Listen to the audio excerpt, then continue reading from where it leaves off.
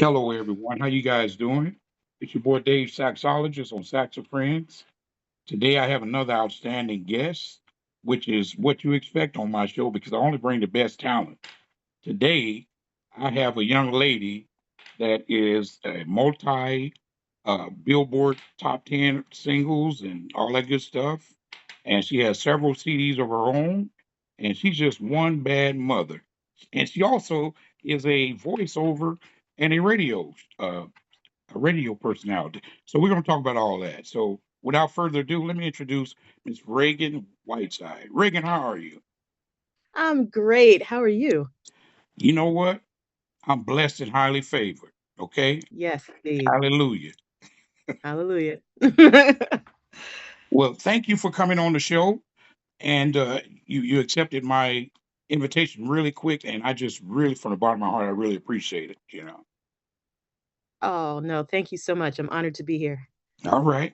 Well, let's start. Can we get a little background on you? First of all, where are you from, and when did you start playing any type of music? Well, I'm originally from Mount Vernon, New York, and I started playing. I was pretty young. I was probably about 5 when I started with piano and drums.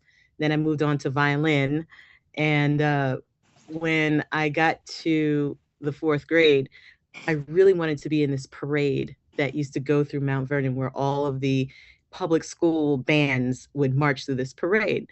And I wanted to be in this parade so bad, but they weren't going to let me in playing a violin. So when the band teacher came around, I said, okay, I'm going to play drums. He says, nah, we don't have enough drums, and the boys want to play it, pick something else. And I said, okay, I want to play trumpet. And then, we're out of trumpets. And I said, okay, well, you know what? Let's just cut to the chase. What do you have left? Okay. And it was a flute and a clarinet. And I didn't feel like dealing with any reeds. So I said, all right, give me the flute. And it took me about a week to get a sound out of it. And but once I did, I started to like it and started getting good at it and just kept going. What was it about the flute? Well, it was kind of forced on you. You just had that. Yes. I mean, but but it seems like it was love at first sight, though. Is that right? With the flute, Yeah. no, not at all. Not at all, not at all. Um, it was silver and shiny and for an 8, 9-year-old, that was kind of cool. Yeah. But overall it was like, all right. But once I started, getting the knack of playing, it just really meshed well with me and me with it. Yeah. Yeah. You definitely made the right choice. I tell you that, though. You know, one thing I would have to ask. Took a deep dive, listened to your stuff. First of all, you're amazing. I knew that anyway. Oh, thank you. But since we're doing the interview, so I went back and listened to some of your other stuff. I'm just like, this woman is a killer. Okay, you ain't playing Oh. with her, Drake. You ain't playing with her. Your Oh, thank you. vibrato, your vibrato is all of that. How did you develop such a beautiful vibrato? Playing a lot of classical music.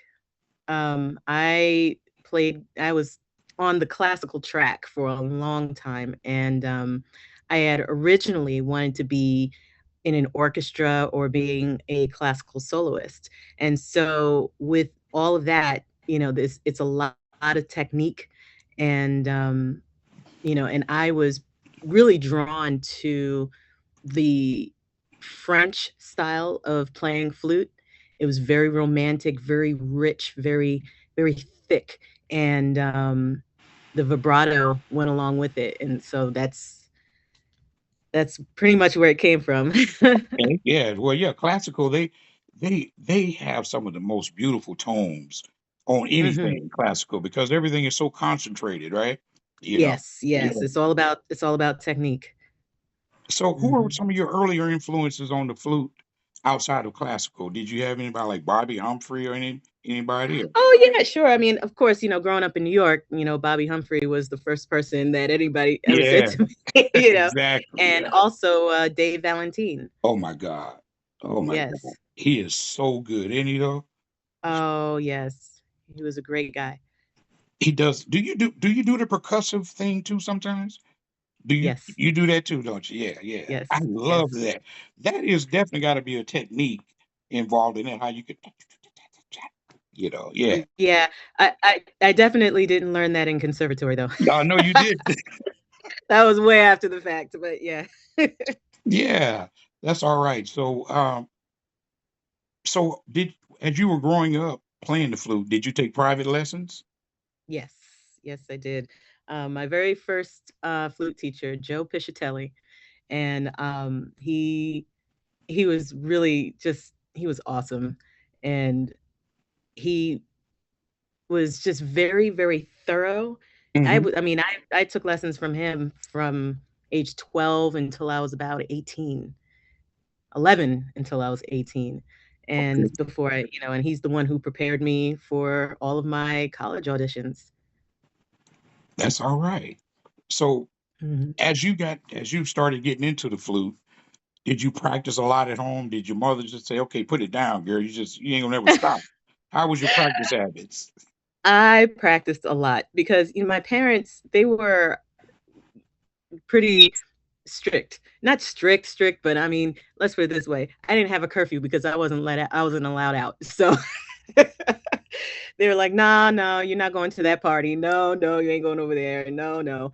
And so what else could I do? I was home, so let's pick up that instrument and have a little fun.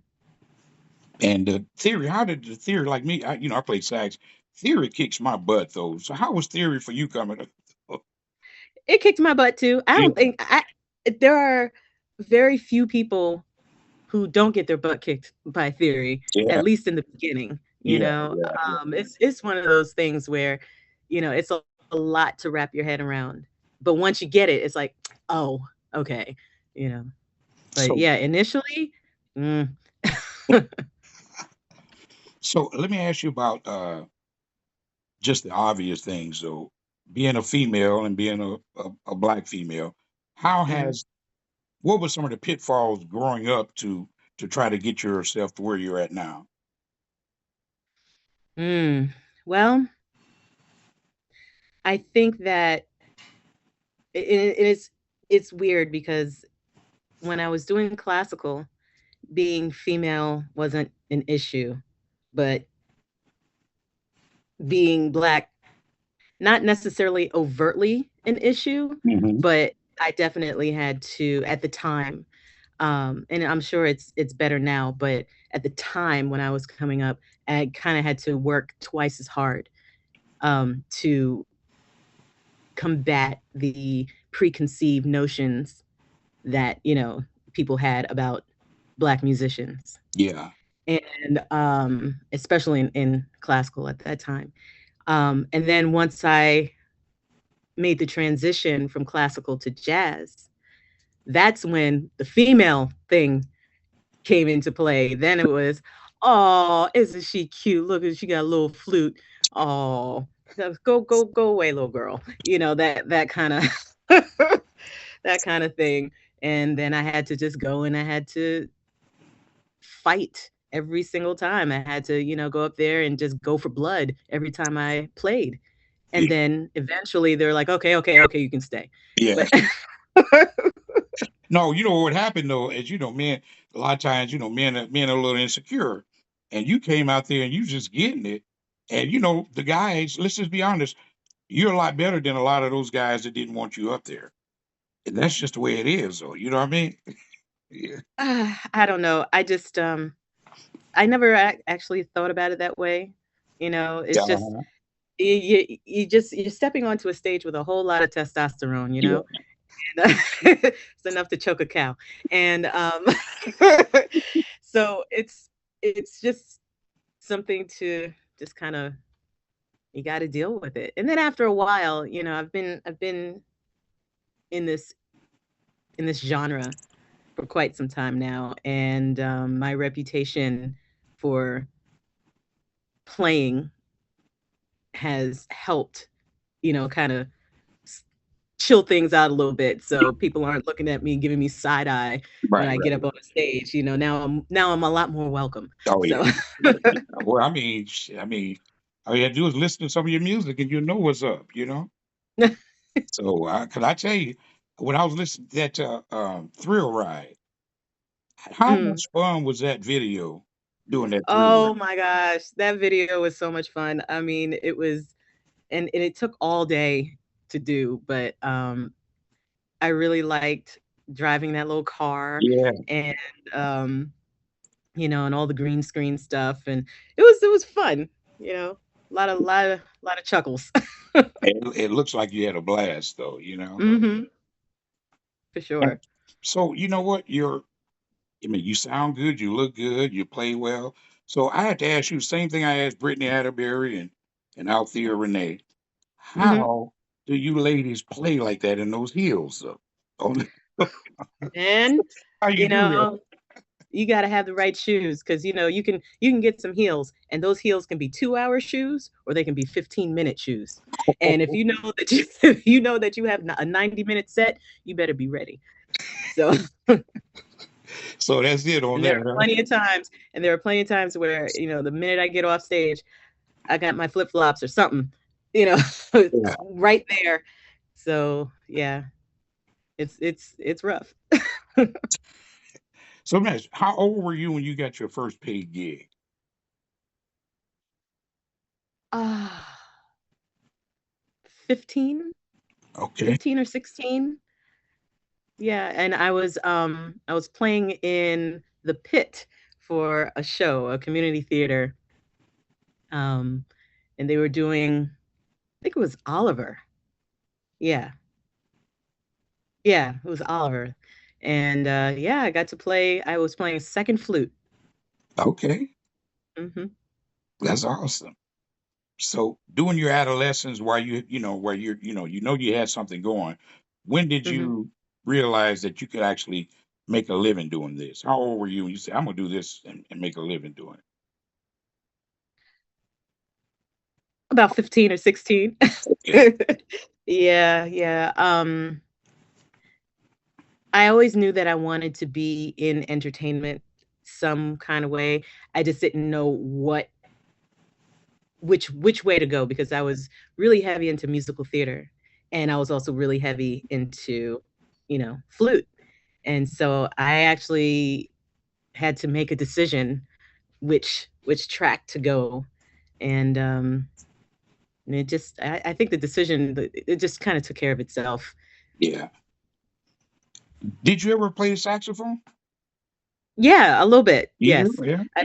Yeah, I can play a lot of instruments well enough to teach a child. Oh, okay.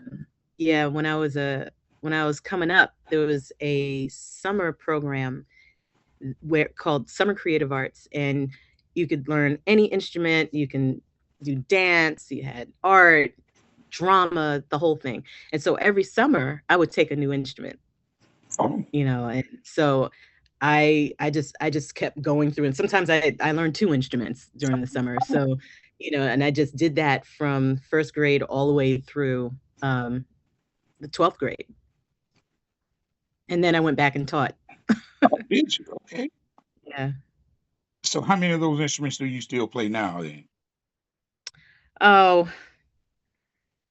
well, define play because am I going to do a gig on them? No. Or even just practicing them up. Which ones do you But practice? just practicing piano, a little bass, electric bass. Um, yeah, I might pick up a sax from time to time, but in all seriousness, they advised me to be very careful about which wind and brass instruments I played along with flute because it can really mess up your embouchure Oh, is that for right? flute. Oh yeah. For all of Yes. those Oh, different absolutely. playing all those other different Hmm. instruments. Yeah, I can see that. Yeah, and some worse than others. Oh yeah. Yeah. Oh, absolutely, absolutely. So, That's crazy. Hey, let me ask you about mhm. this uh contemporary jazz artist award you won in 2022. That must have been a Yes. highlight, right? Talk to me about that. Oh, that was so much fun. So that was the Jazz Music Awards. So far, they've only had one, and they're still trying to get it together to do more. Um, but it was in Atlanta, and it was a really big deal. They had it at a huge theater, and red carpet and all the things. And it was my first red carpet experience, Uh-huh. and um, and everybody was there, from both sides of the jazz world, both straight ahead and the smooth contemporary, whatever you want to call it. So, and everybody got along, and it was just great. So, That's awesome. Yeah. Good for you. And now, how did you feel about yourself when you first heard one of your songs on the radio? Do you remember where you were woo, at? I was in my parents' house in the dining room because that's where they had their stereo, and and actually, wait, no, that was the second time. Sorry, no, the first time it was Harlem Community Radio with Gary Tan, and the station didn't reach up to Mount Vernon. It kind of cut out as soon as you got out of Harlem. But I knew it was going to be on, so we drove down to Harlem, and it was like 1 o'clock in the morning, and we're sitting out there in the car on this deserted street, and this is before Harlem was gentrified. So, so I'm sitting there trying to listen to this, and I caught it, and it was amazing. I was just like, I can't believe this, and I mean, it's the most unbelievable feeling that very first time, and it doesn't get old. Yeah. If I'm in the car and one of my songs comes on, it's like I have to stop, I have to pull over, or whatever, because I gotta focus. That's all right. Do you listen to your own music? You mean for pleasure? Yeah. No, because well, no, sometimes I'll listen to the stuff that I don't play live. Okay. The deep cuts, the B-sides. Yeah. Because the other stuff, it's like I play it so much, it's like, oh God, okay. But And then sometimes, I guess when you look back on it, sometimes you self-critical too, though, right? When you look back oh and you're God, like, oh man, I should have. What was I doing on that C right there? You know? I'm the worst. I am Are the you? worst. I am so hard on myself. It's ridiculous. I need to stop doing that. But yeah, I am my own worst critic. Ah, that's all right. Hey, let me ask you about stage prep before a show. Mhm. Do you have any rituals before you go on stage? Do you need sage or you know what I'm saying? You have any rituals? Well, I would say the thing that I'm most consistent about is making sure that I get some time alone with nobody around me. And so I can center my energy and really get right in my heart so that I can give the right performance and have, the Yeah. right energy coming through. How do you deal with Because, nerves? when you right before, I'm sorry. How do you deal with nerves on stage if you have Um, any nervous energy? How do you deal with that? um, it's been a while since I've had that kind of energy, nerves. The only time that I'll be nervous is if I'm not prepared, and I try to be prepared for Yeah, everything. yeah, Yeah. that's cool. Because I Yeah. know some people, have tricks. Like don't look at people in the audience when you're playing. Look over their heads and all that kind of Oh stuff. yeah. You do that? Well, I Yeah. definitely I no, I play with my eyes closed Oh, do you? because Oh, oh, absolutely. I mean, I'll open it from time to time just to make sure I'm not falling off the edge of the stage. But but generally, you when you look out at the audience, 9 times out of 10, you're going to see something wild. Somebody is going to be doing something crazy or saying something, doing just something, and it's very distracting. And oh, so, and it doesn't take much. It doesn't take much to see, one person getting up there and maybe they had a little too much to drink, or maybe they had a fight with their date, or yeah, whatever. Or they just generally, I've seen people just fall, just get up and just, trip and fall. yeah. It's like, and then you hear the whole audience go, "Ooh," and it's like, no, no, no, nope, nope, I'm playing, I don't see anything. I'm focused. So, Yeah, you know when you like the Titanic, the band kept playing right when the ship was going down. hmm So you got yep, to you got to keep yep, at it, right? yep, indeed. That's all right. So I'm gonna ask you about your albums, each one of them. And I just want you to tell me something about what were you thinking at the time. Like for instance, Class Acts. My very first album. I just wanted to get it out. Okay. That album was about 7 years in the making. And it started out as a 3-song demo, then it was a 5-song EP, and then finally it was the full album that it is today. And that album came out after a whole lot of no's. You know, Mhm. nobody was checking for flute at the time. They were saying that flute didn't test well with smooth jazz radio, so they weren't even allowing it, and blah blah blah. So, finally, I just put it out myself, and just kept going. All right. So let's see. Evolve. That one came out in, I want to say, 2012 or so, and I had a huge shift in my life. I had gotten married and moved from New York to Atlanta. Okay. And so there was a lot of upheaval on that album, and there were times I didn't think it was ever going to come out, but we did. Um, Quantum Drive. That was the next one, right? Right. Yes. Next one was Quantum Drive. Yes, Quantum Drive. That was when I was really starting to find my lane, and I was starting to make headway with radio. Radio was starting to open up a little bit. The stations took a huge hit over, prior to Quantum Drive coming out. And there were like 100 smooth jazz stations, and then it dropped all the way down to like 20. And people thought that the genre was just going to fall apart and start dying, so they started opening it up to other instruments to try to breathe some more Yeah. life into it. And so me finally finding my lane, and that was also the album that Patrice Rushen was a guest on. Awesome. And so those things, it really started to grow. Um, Troublemaker came after that. And Troublemaker was The the first title is album I awesome. did. I Oh, love I thank love you. the title. I love the Oh, title. thanks.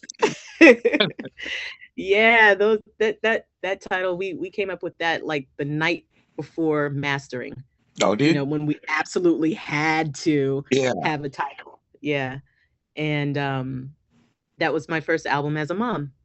Oh, okay. Yes. Great. And Congrats. Yeah. thank you. And it was also the first album that I I had my first number one, my first Billboard number one on that album. I had my first Billboard top 10. Well, first it was Was stepping out? I Was had stepping out? Was it? no, it was Corey's Bop. Oh, Corey's okay. Bop was my very first Billboard number one, and I also had Early Arrival, which was also about my son. So Corey's Bop, Corey is my son, and Early Arrival because he was a preemie, and Um, so the song Early Arrival was in his honor, and that's a song that I did with Kim Waters, was a guest on that, and that was my first top 10, and then Corey's Bop came out after that, and that was my first number one. Which when I got that call, I screamed for like 10 minutes straight. I was it was amazing. Um, and after Troublemaker, was that Thrill Ride. Thrill Ride. Yeah. Oh yes. Yeah, that's no, no, no, no. Or There's one was in between. this Reagan? It's called Five Up Top. Oh, okay. Five Up Top was a 5-song EP that we did during the pandemic. And that one has JJ Strut, which is for my daughter. Okay. So yeah, and also did Reminiscing on that one, where that was a remake of I guess they want to call it yacht rock now. I don't know. Yeah, I know what But you're saying. Yeah, Little River Band originally did I it, was and I trying to sent think of them. who did that song. You played the hell out Yes. of it too, by the way. You killed Oh, thank it. Yeah, you. yeah. Thank you. You know, and the guy, Graham Goebel, he was one of the founding members of Little River Band, and he he actually liked it. He reached out on YouTube, and he said he loved it and everything. I was floored. I was like, yeah, that's, I mean, if you're gonna redo somebody's song and everything, and then they give you the seal of approval, it's like, Yeah. yeah. So, That's amazing though. But you got a very you got a nice catalog going there. Then you had one called Reagan too, right? that's the one that I'm working on right now. That's the one you're working on now, Reagan. Okay. I can't wait to hear Mhm. that, you know. Yeah, yeah, that one, I don't know. This it's just taken a long time, you know, with two kids and traveling and gigging and the radio and all that stuff. It's a lot trying to get this How did thing you get together. into being a radio personality in between all the other things that you do? How'd that come You about? know, it was wild. It kind of fell into my lap. I was doing a show in Atlanta, and David Linton, who is the program director at WCLK, he was in the audience. And after the show, he comes up to me and he says, you know, because I talk a lot during my shows, I tell a lot of stories. And so after he said, you know, you have a great voice. How would you like to be on radio? And I said, oh, well, I never actually thought about it, but he says, well, here's, you know, I'm going to send you a script, you know, audition, you know, let's see what you can do. And next thing I know, about 2 months later, I'm on the air. And thank God the other DJs at WCLK kind of took me under their wing and showed me the ropes since I didn't know a thing about it. You know, I had been, you know, it's one thing to be interviewed on the radio, but Yeah, it's quite another to have to, you know, deal with the board and the software that's used to broadcast and voice tracking and all of that stuff and timing and, you know, keeping it interesting. So that was 2020 when I first started that. And then 3 years ago, so I'm still on WCLK now, and two years ago, maybe, yeah, 2 years, I started a another show called The Get Down with Ragan Whiteside, and that's yeah. my syndicated show. Okay. Are you on Yeah. iHeart or something too, or can you find it? It's not on iHeart, but it's on a bunch of different stations, some commercial, some non-commercial, Okay. it's some online, some terrestrial. So it's you know, in pieces I all see. over. I see. Yeah. How do you like it? I like it. I like it a lot. You know, I've definitely had to learn how to streamline the production part, as it is very time consuming putting Mhm. that together. And so, you know, slowly but surely I'm chipping away at the time. So it's not taking forever anymore. Is this like a weekend thing that you do the show on Saturdays or something? Or So Saturdays I do WCLK, and then the syndicated show, it comes on multiple times a week. okay. So I said I do one show a week, but it gets played multiple times in different places. You know, do you remember the band Pretty in Pink? The Yes. Did you ever play with any of those women? Jazz and Pink? No. No, I've played, well, I mean, not as in the group, But with but them, you played. Yeah. I've played with them individually Yeah. on other things. Yeah. Yeah. Renee, Althea Renee and Kim Scott. Are you guys all you all know each other pretty much too, huh? Yeah. Yes, yes. Huh. We did a song together on Kim's album. Oh, did you? Oh, yeah. Yeah, we did I'm Every Woman. Oh, wow. That was okay. I Mhm. didn't know that was you on there too. Then okay, Yes. y'all just killing, boy. So, you know, yeah, Kim is amazing. So is Althea. Just all of you guys are amazing, though. Women are doing so much in jazz, and I love it. Okay, I love to see women getting it because you know it's a lot of men out here. We already know that. So you know, let the women Mhm. shine a little bit, though. You know what I mean? When Just a you little can bit. play, you can play. You know, Mhm. that's how I look at it. Yeah. Yes. So let me ask you about another one. My buddy Marion Meadows. You play with Marion? You do some stuff with Oh Marion? yeah. Mm-hmm. Marion's a That's great my guy, birthday isn't buddy. he? Yeah, Yeah. he's a great guy, isn't he though? Oh my God. We was at the NAM show in January, and Ah. so I was talking to him and stuff, and he was trying out ligature. So I'm walking around with him. I was his ligature check man. He's like, "How's this one? That one's a little brighter." Yeah, I think it is. It was a really good time though, just hanging out with him, talking sax and Mm-hmm. all that good stuff though. So uh, so who are some of the other notables you played with? 'Cause I know you played Bob Baldwin, Kim Waters, Mm-hmm. Marion. Yeah, yeah, Marion, Chieli Minucci, Tom Brown. Oh, okay. Um, just over the weekend, with Brian Simpson. Um, gosh, I mean, I've played with a lot of people. Are you A touring lot of right now? people. Are you doing touring Yes. right now? You are? Yeah. I just came off a stretch just yesterday, and I did like an East Coast thing. So I hit Keystone Corner in Baltimore. I did South Jazz Kitchen in Philly. I did the Iridium in New York, and then Hartford, Greater Hartford Festival of Jazz. Although we kind of got rained out a little, Oh, we did got to you? sound check at least, Yeah. but so I'm back then. And then in a couple of weeks, it's back out on the road, Winston-Salem and Norfolk Waterfront Jazz Festival, and goes on. Often you make it out west. Not as often as I'd like. Yeah. Definitely not as often. It's probably been 2 years since I've been out there, but just trying. Have you ever played Sparkatinis? No, mm-mm, Yeah. no. They need to book you then. They sure do. Yeah, you know what I'm saying? Come on down. Yeah, that's all right. Ah, mhm. So let me ask you, if you had a dream collaboration, anybody that you can play with anybody, who would be one of your dream collaborations? Ooh. Um, Take Six. Oh, Yes. I like that. Stevie Wonder. Jill Scott. Ah, so many. Yeah, Yeah. I mean, that's good. That's good. Yeah. Let me add, you know what? I was doing a little research on flutes. Instruments are so freaking expensive. So aren't yeah. they though? So like saxophones, you get a decent one, 4,500, whatever. What do professional flute?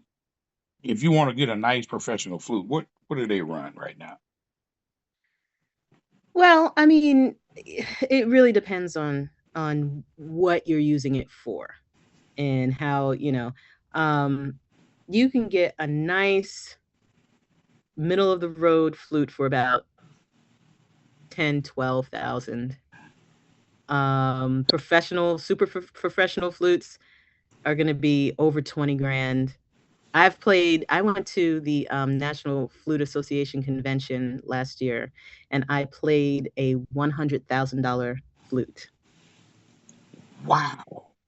Yeah. Oh my Yeah. I was goodness. shaking the whole time. I was like, please don't drop this thing. But it was, but you know what? That $100,000 flute, it was nice, but I like my axe better. You know what? They said something about Boston Big Three handmade American flutes. They say a Powell number 365 premium flute sold for 187,000 at the Christie's. I believe it. I Wow. believe it. I had Especially if no it's an idea flutes older were that one. Oh my expensive. gosh. I had no idea that Yeah. they were that expensive. So if you Hmm. for 5,000 you can't get a decent flute? Yeah, you can get a A decent flute. It's decent. probably going to be closer. It's going to be a very nice student model, a God. very nice, like a higher end student Yeah, model. yeah, yeah. But yeah. Yeah, I played cannonball. I got a couple cannonballs.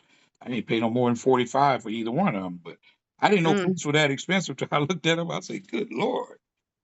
Yeah. yeah, oh yeah, Now, do you play they're pretty piccolo? crazy. I used to. It's not something that I enjoy playing. So if I had to, Yeah, when I was doing classical, of course I had to. yeah. It looks Uh, hard. it's it's no more difficult than playing the flute or anything else Okay. like that. It's just so tricky and just oh my god. Even I've played some beautiful piccolos, like the nice grenadier wood, and just uh no. I mean, it was buttery and it was as great as a piccolo can sound, but it's just I can't do it. It's not for me. Are you a gear person? Do you go out there? Yes. You are? Okay, so let's talk gear then. So what do you play now? What is your setup? So my flute is I have a Nagahara flute, and I have a an Evno mic, wireless mic, um, which I love, and I have that going through my plethora X5 pedal effects pedal, Okay. and so get to do a whole lot of cool things with that. Yeah, so that's my primary rig. How many flutes do you own? 5. Okay. I got 9 saxophones, so I ain't the only one. Oh, yeah. So yeah, you are a gear person, huh? Uh-huh. Do you go to NAM? I used to, Hmm. I just ever since, the kids came, it's just like, "Oh, Yeah. okay, well, maybe next year." But yeah, I used to work for, the company that published Guitar Player Magazine, Bass Player Magazine, Keyboard, and all this stuff. And I did their websites. And Oh, so I was, and I worked for that company for like 10 years. And so, yeah, I went out there a bunch of times. yeah, yeah. I love the NAM show. I know it's loud though, isn't it though? My goodness. Oh yeah, it's loud, but it's fun. It It's is fun. though. It I, is.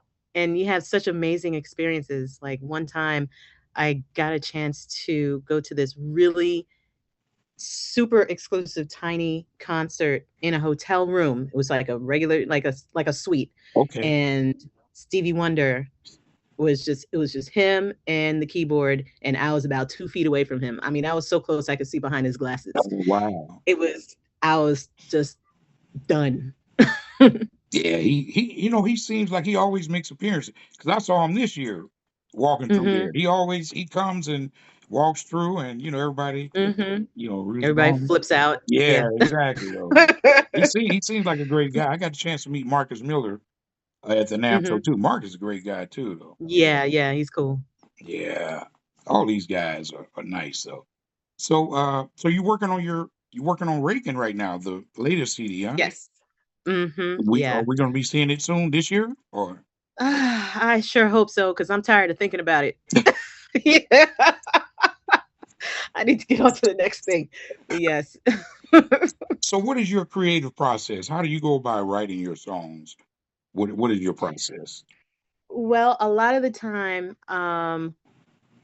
sorry, I hope you didn't hear that. My kids are in the background. Sorry. Um, I get a lot of my ideas in the shower. For whatever reason, I don't know why, but I'm in the shower and I just start hearing music, and it just comes, and then I have to hurry up and grab my phone, try not to get it wet, sing the melody or the bass line or whatever part I heard Uh-huh. into it, and then I go and I work out a sketch of it in Logic, and then just continue to work on it. Sometimes I send it to my husband. Hey, write me a bridge for this, or sometimes he'll send me a song. Hey, I heard this song for you. Da, da, da. I need a melody on this. I need a hook or whatever. Yeah. So the two of us, we go back and forth on a lot of it.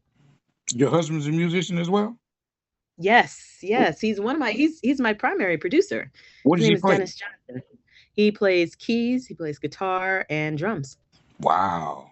That's awesome. Hmm. That's awesome. Your husband, so you're both in the music business. Now, Hmm. when did you go full-time music? Uh, uh 2023 or 24, somewhere in there. Hasn't been that long. You just What you just and you I know for you had a good 22. career, but you just Hmm. decided to just go for your what you really wanted, or what? What was Yeah, well, it was something that I've always been working towards. Always had a day job so that it could pay for my music. it? And after a while, you know, the money starts getting better, and then you get sucked in and you get stuck, right? Yeah, And so after a while, the higher up I rose, up the corporate ladder, um, the more stressed out I got and the less time I had for music, and that was not cool. yeah. And so I made a plan. I saved up some money over a period of time, and then finally I quit. You I stepped quit out my on day faith. job, and I did. I Yeah, did. and The here we scariest thing are. I've ever And here we are, right? So and it here we worked out are. for you. It worked out for you It did. very Yes. well, I might add. And I asked some other flute players. Herbie Mann, was he somebody that you listened to? Oh yeah. Yeah, Herbie Yeah, Mann, sure. Mhm. Hubert Laws. Herbie Mann, Hubert Laws, even Ian Anderson, That's what. from Jethro Tull. You know what? Yes. See, you got to stop that because that's the next one I was going to ask you about. Ian Anderson, Jethro Tull. Yes. That dude is Yeah. amazing. Mhm. Yeah. Yeah. Yeah, Aqualung, that was killer. And it was and I got a chance to play in a lot of different bands coming up, and one of them was a rock band. And they're like, the minute they saw that I played flute, they were like, okay, now we're opening up our entire Jethro Tull catalog. And so I played with them, It's so I got a chance to do some rock flute. It was really cool. oh man, I tell you, it doesn't. It just keeps getting better for you, doesn't it? I got a few rapid fire questions I'm going to ask you. These just real basic questions. You just give me some quick answers. All right. Okay. All Yep. right. Coffee or tea?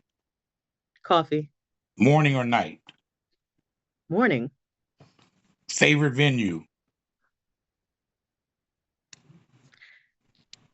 I can't remember the name of it, but it was in Majorca, which is an island off the coast of Spain. And it was a church that was abandoned. It was really old, and they turned it into a venue. All right. Favorite flute player? Favorite flute player? Yeah, outside of you.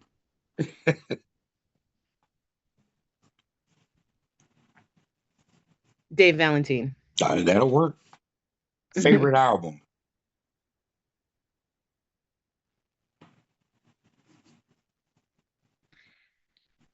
uh, Earth, Wind and Fire. Gratitude. That'll work. Studio or That stage? was a hard one. That was Yeah, really I hard. know What it. was I that? know it is. There's a lot to think about. Studio or Uh-huh. stage? Studio or the stage? Stage. Stage is where it's at. Beach or the Hmm. mountains? Beach. Beach. Okay. Early bird or night owl? Night owl, I bet. Unfortunately, both. I don't sleep So, much. okay. Okay. Favorite city? New York. That's a good place. Yeah. Hmm. Favorite movie? Oh gosh. Ah, I don't know. Tombstone, That's a good I one. guess. That's a It's good one. at least, yeah, yeah. What message would you like to give to your fans? Thank you for all your support for all these years. Um, your support keeps me going. There's a lot of ups and downs, and that support, those stories that I hear, um, of how listening to my music made you feel better in whatever situation it was. Yeah, It touches me and it keeps me going. So thank you. that's amazing. I read that you said stepping out was kind of like a metaphor for you for your next. Can you talk to us about that? That song, Stepping Out? That song came out right when I left my day job, when I quit. And that song was all about, all right, we're gonna step out. We're gonna go for it, and just there's no net on this, so we That's gotta right. fly. Yeah. Yeah. Hey, you manifested this life that you have right now. Yeah, It's a beautiful thing. You had the confidence and you just went for it. I have no choice. What are you gonna do? Just sit there and do nothing? No, gotta go for it. You got to get it in. So I Hmm. understand you do voiceover work too, because you do have a great voice. So what kind of work, Well, thank voiceover do you. you do? Oh, mostly commercial stuff. You know, um, Stuff for random things, whether it's coffee or a concert somewhere or a law firm. Okay. Yeah. I'm trying to get into animation, get in so I can let loose my silly side. But yeah, And I have a feeling that that's going to happen because you seem like a woman. You're very driven and you go for what you want and you'll get it. You know, I hope. I know one thing though, Else I'll die trying. those two that you got back there, that the kids, Hmm. they have no choice. They got to play something. So what do you have them playing there? Because we got Oh, Dad and Mom. well, actually, you know what? My son plays drums. Matter of Okay. fact, earlier tonight, he was doing a jam session at the local music store, and so he's really, and I don't have to tell him to practice at all. As a matter of fact, I have to tell him, okay, listen, you can only practice between the hours of 12 and 7 because he's got a drum set in his room, Oh, okay. so it's loud, it's loud, but he's really good, so Yeah. whatever. And my daughter, she plays piano Okay. and a little flute. Every now and then, Mom, can you teach me a little flute? And then we'll have a lesson. Then she's, 10 minutes later, okay, bye. You know. And I just let her go Yeah. because, Yeah. she's, yeah, I want her to find her own path. Yes. Yes. And, between you and your husband, I think they will definitely they're in good hands right now. Okay. Well, Yeah, Reagan, yeah. Reagan, this has been a wonderful conversation. I really appreciate all that you do, and keep paying forward like you are doing. And those kids behind you, you might be, going to their concerts after a while.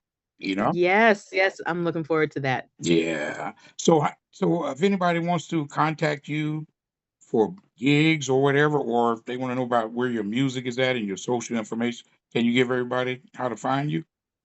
Oh, sure. You can go to my website, RaganWhiteside.com, or you can find me on social media at Ragan Whiteside Music on Facebook or at Ragan Whiteside on Instagram and TikTok.